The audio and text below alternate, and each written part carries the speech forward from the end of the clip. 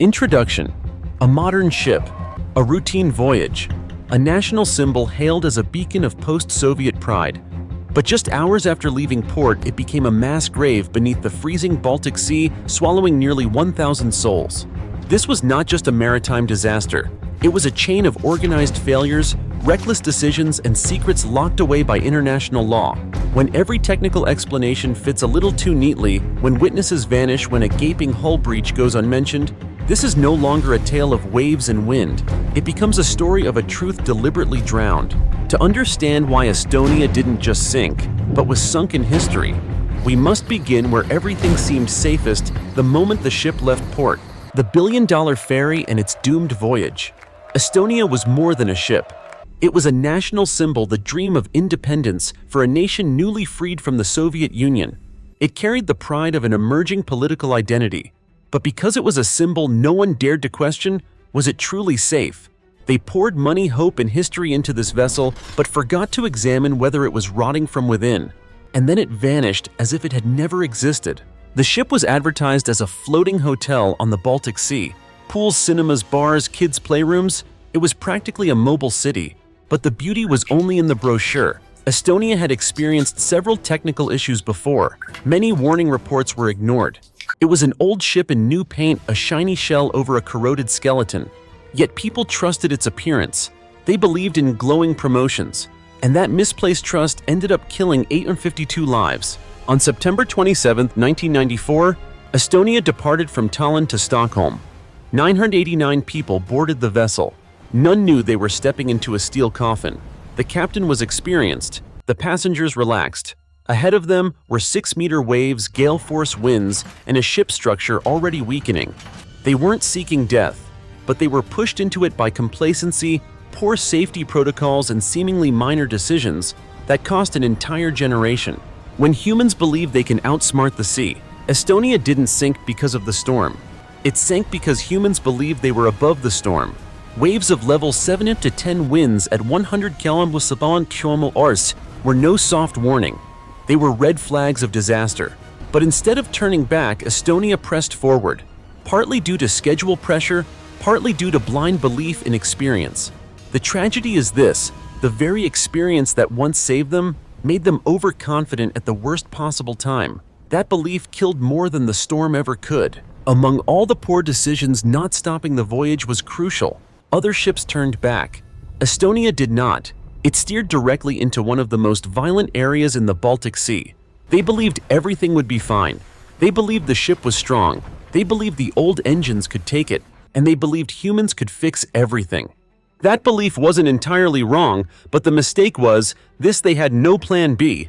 Estonia entered the storm with arrogance and no preparations for survival. Behind that reckless decision lay an indifferent system. No real-time maritime weather response protocols. No re-inspection of the ship before departure. No emergency meeting between the captain and the operators. Everything ran like a normal morning. A simple ferry ride, a preset routine. But the weather is not pre-programmed, and the sea spares no one. Estonia didn't just meet a storm. It plunged straight into the eye of disaster with the help of modern man's complacency. Death-rattling noises and moments of reckoning. Metallic noises echoed from below deck, sharp, repetitive, heavy. It wasn't the sound of normal operation. It was something breaking apart, but no one truly reacted. A few crew members were sent to inspect only visually. No tools, no stress tests, no command to halt. The bow visor, which shielded the vehicle deck, was dismissed as just another door. That indifference opened the first gate for the sea to invade. The door to death didn't swing open. It was simply ignored. At 1:15 a.m., a terrifying metallic bang echoed. The 50-ton bow visor tore off. The vehicle ramp collapsed from the water pressure. Seawater stormed the deck with unstoppable force. Estonia tilted 15 degrees within minutes. Everything inside fell apart. Passengers couldn't react in time. Some hadn't even realized the danger before being thrown, trapped, or crushed. This wasn't a single explosion.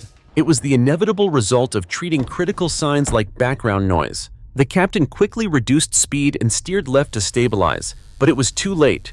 A woman's voice came through the speakers. Alarm, alarm. But in chaos, who could hear it? Many were asleep. The alert was vague. No evacuation map. No briefing. no leadership. Estonia had become a wounded beast, spinning into its final collapse. And all those souls on board had nothing left but sheer survival instinct, and even that wasn't enough. Stairwells of death and the truth no one dares admit. Estonia tilted. No one could walk upright. Every staircase became a trap. People tumbled, slammed into walls stacked atop each other. This scenario existed in no drill manual. Magnus, one of the survivors, recalled having to abandon his parents and girlfriend to climb alone. If he didn't, all four would die. Death on Estonia wasn't an accident. It was a brutal choice between survival and letting go of the ones you love most. Cabins were flooding. Some passengers never put on clothes. Many were still asleep. Water gushed through floors, walls, and windows below. Certain stairwells were completely jammed. Bodies piled up. Screams filled the air. But no one could help. Estonia was no longer a ship. It was a giant metal trap. And each passenger was a drowning soul fighting in a tilted maze. Not everyone who made it to the deck chose to get there first. Some were simply light sleepers. Above deck, chaos continued. Some were handed life jackets, but no instructions. They were told to stay still. But as water rose, panic spread. People began jumping into the sea. No ropes, no ready lifeboats. The air was 10 degrees C, the sea colder. Anyone who jumped froze almost immediately. Those who didn't waited to drown. Estonia had no real escape plan, just safety paperwork. And at the edge of life and death, paperwork means nothing. The final minutes and a silent sentence. At 1:21 a.m., all engines stopped. Estonia was now a drifting steel carcass in the storm. 1 minute later, a distress signal was sent, but in the wrong international format. That caused confusion at rescue centers. They didn't understand the emergency level. GPS location was unavailable. Estonia was sinking and the world had no idea where it was. In the most crucial moments, information failed. A modern system that should have saved hundreds became the reason they never had a chance. By 1:30 a.m., the ship tilted 60 degrees. Backup power flickered briefly, then vanished. At 1:35 a.m., all engine room crew were dead. The ship was now a drifting corpse. By 1:50 a.m., Estonia rolled completely and disappeared from radar. No one on board had enough time to act. No horn, no lights, no system worked. Final coordinates: 59 to G23 and 20 to G41 Shama. Estonia sank 41 kilometers off the coast of Uto, Finland. That night, 852 lives were buried in frozen silence. Around 650 people were still trapped inside when Estonia went under. About 300 reached the deck, but many couldn't survive long enough for rescue. They froze. The Maritime Rescue Center (MRCC) didn't treat the signal as a full-blown emergency, just as a minor pan alert. Only at 2:30 a.m. was a general emergency declared. By then, Estonia was gone. Darkness had swallowed everything. Those still floating had only one hope left, a miracle no one truly believed in anymore. Who survived, and why they lived? When rescuers arrived, Estonia had already vanished. Only a few dozen people clung to life rafts, most already unconscious from hypothermia. Out of 989 people on board, only 138 survived. Among them, 111 were men. Only 26 were women. No one under the age of 12 survived. Survival wasn't random. It came from physical strength, cabin location, reaction speed, and sometimes a cold willingness to leave others behind. The sea doesn't judge fairly. It selects by the harshest rule: the strong survive. The survivors were the fastest, the strongest, the most alert. They crawled across tilting decks, clawed up stairwells, ran from death. They didn't wait. They didn't turn back. The others, injured, slow, asleep, had no chance. Estonia's survival story wasn't one of bravery. It was one of instinct. And that instinct often meant pushing past others. What Estonia taught us was painful compassion isn't always enough to survive. Primitive, even ruthless instincts are what brought a few back to shore. Behind the survivors stood invisible scars. Many didn't feel lucky. They carried trauma survivors' guilt and questions with no answers. Could I have saved someone else? Did I abandon someone? Estonia took 852 lives, but it also broke hundreds of souls who kept breathing. No report mentions this. No graph can measure it. These are the wounds that linger far longer than seawater in the lungs. A technical report, or a shield for the guilty. 3 years after the disaster, the Joint Accident Investigation Commission issued its final report. A technical failure of the bow visor caused the tragedy. According to the report, the locking mechanism failed under wave pressure, allowing water to flood the car deck and destabilize the ship. Technically, this sounded solid, but the real horror wasn't in the explanation, it was in what they chose not to explain. The rest of the truth went down with Estonia. No one was prosecuted. No criminal charges were filed. The report didn't mention the crew's slow response, the silent alarms, or the absence of flares. It focused solely on one component, a failed visor. One simple flaw supposedly killed nearly 1,000 people. That felt suspiciously convenient. Many believe the report wasn't made to clarify, but to calm. A document designed to end the questions, not answer them. Experts asked why no mention of material fatigue. Why were earlier warnings ignored? Why no accountability for failed rescue systems? If this was purely technical, who was responsible? The manufacturer? The ship owner? The inspection agency? No one was named. No one took blame. A mass death tragedy ended with organized silence. Estonia was no longer just a shipwreck. It became a case study in how to bury the truth in paperwork. The hole in the hull and the crack in the silence. In 2020, a Swedish documentary revealed shocking images of a massive hole in Estonia's hull. The breach measured 4 meters high and 1.2 meters deep on the starboard side, far underwater. Instantly, new questions erupted. If the visor failed at the bow, why was there a gaping hole in the hull? Was Estonia struck? If so, by what? And more importantly, why had this never been mentioned before? For 26 years, no report, no photo, no authority spoke of it. The silence wasn't accidental. It was strategic. Some claimed the hole was caused by impact with the seabed, but footage from underwater robots showed the edges were smooth, uniform, the kind made by external force, not scraping. Worse still, no official report ever acknowledged this damage. Nothing from the government, nothing from investigations. That made people wonder, was Estonia's tragedy truly natural?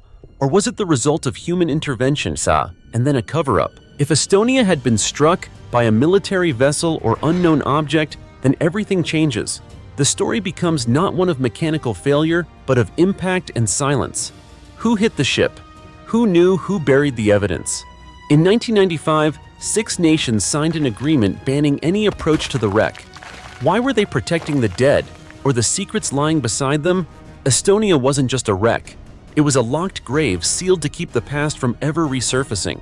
Military cargo and the geopolitical shadows behind Estonia. A bold theory emerged after the hull breach was revealed. Estonia sank because it was transporting secret military cargo. According to the Swedish documentary, the ship had been used to smuggle Russian military technology out of Estonia. At the time, the Soviet Union had just collapsed. Western nations scrambled to acquire weapons and data. Estonia, sitting in a sensitive geopolitical spot, became a perfect transit point. But if the ship carried illegal cargo, who authorized it and who wanted it gone? In 1995, an unusual agreement was signed by Sweden, Estonia, Finland, Russia, Poland, and Latvia, a complete ban on approaching the wreck. The public reason was to respect the mass grave. But many experts questioned, if it was a grave, why block scientific access? Why lock it down? Perhaps what needed hiding wasn't the dead, but what they died with. Estonia didn't just sink, it was pushed into the depths of a political network far beyond maritime law. Former MI6 agent Richard Tomlinson confirmed in 1998 that Estonia might have been linked to Russia's ballistic missile program. If true, this wasn't a civilian accident. It was a military event buried in silence. A ship carrying secrets, intentionally or not, erased so nothing could trace back. The deaths of 852 people became collateral damage.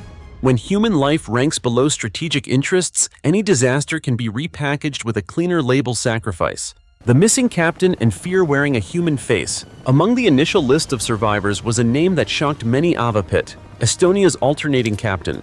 That night he was aboard as a passenger. Witnesses saw him rescued by helicopter. His name appeared on official rescue lists, but days later, he vanished.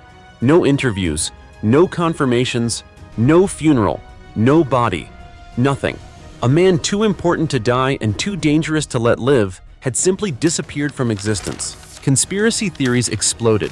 Some believed he was placed in a witness protection program for knowing too much. Others believed he was silenced permanently.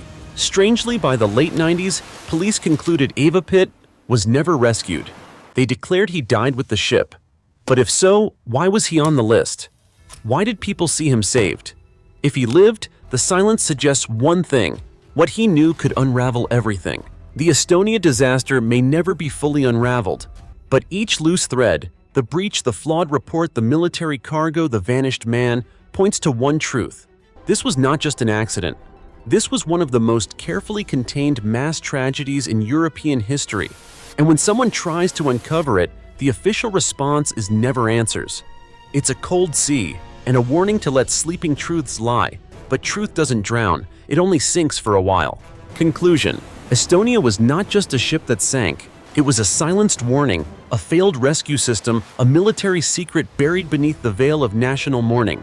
Silence was chosen over truth, ceremony over investigation, a restricted seafloor over responsibility.